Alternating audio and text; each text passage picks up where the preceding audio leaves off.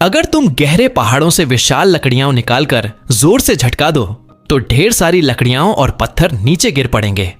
लेकिन जब तुम उन लकड़ियों से नदी पार करने की सोचोगे तो पता चलेगा कि लकड़ियां बहुत छोटी हैं और उनसे पुल बनाना आसान नहीं।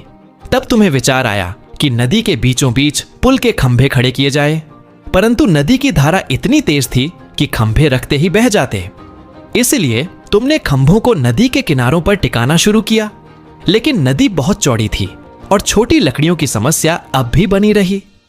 तब तुमने सोचा कि लकड़ियों को खूंटी जोड़ मोटिस एंड टेनन तकनीक से एक दूसरे पर जमाकर उनकी लंबाई बढ़ाई जाए। पर जैसे जैसे पुल आगे बढ़ता गया उसका भार केंद्र आगे खिसकने लगा और पूरा पुल झुककर गिर पड़ा। फिर तुम्हें उपाय सूझा कि लकड़ियों को परत दर परत जमाकर ऊपर से पुल के ढांचे को दबाया जाए ताकि उसका भार केंद्र पीछे की ओर रहे और पुल संतुलन में बना रहे। लेकिन यदि पुल केवल एक ही तरफ से बनाया जाता तो वह लगातार ऊंचा होता जाता और सबसे बड़ी समस्या यह होती कि दूसरी ओर पहुंचने पर नीचे उतरने का रास्ता ही नहीं मिलता। इसलिए तुमने नदी के दोनों किनारों से एक साथ निर्माण शुरू किया। जब दोनों हिस्से बीच में जाकर जुड़े तो न केवल समस्या हल हो गई बल्कि एक सुंदर और मजबूत मेहराबदार आकार भी बन गया।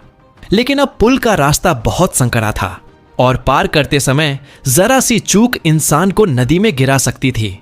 तब तुमने खूंटी जोड़ तकनीक का उपयोग करके लकड़ियों की मजबूत रेलिंग खड़ी कर दी। बधाई हो, तुमने बिना एक भी कील इस्तेमाल किए बोरी ब्रिज का आविष्कार कर लिया।